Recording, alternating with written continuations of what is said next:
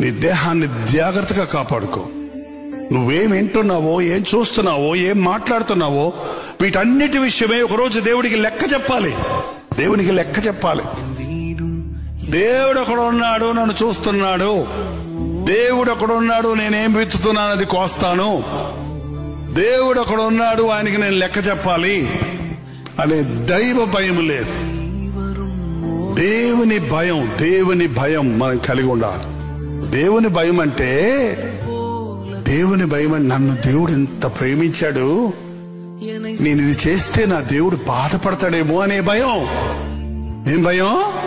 నా కోసం ప్రాణమిచ్చిన ప్రభువుని నేను దుఃఖపరిస్తే ఆయన బాధపడతాడేమో, ఆయన్ని బాధ పెట్టేవాడిని అవుతానేమోననే భయంతో మనం పాపం చేయకుండా ఉంటాం.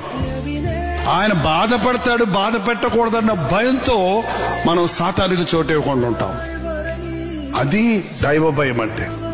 నా యేసయ్య నన్ను చూచి దుఃఖపడకూడదు, ఆయన్ని బాధ పెట్టేవాడిగా నేను ఉండకూడదు అనే భయం ఉన్నవాడు, నేను దేవునికి భయపడతానన్నవాడు ఈ లోకానికి భయపడ్డు, సాతానికి లొంగడు, పాపానికి చోటివ్వడు.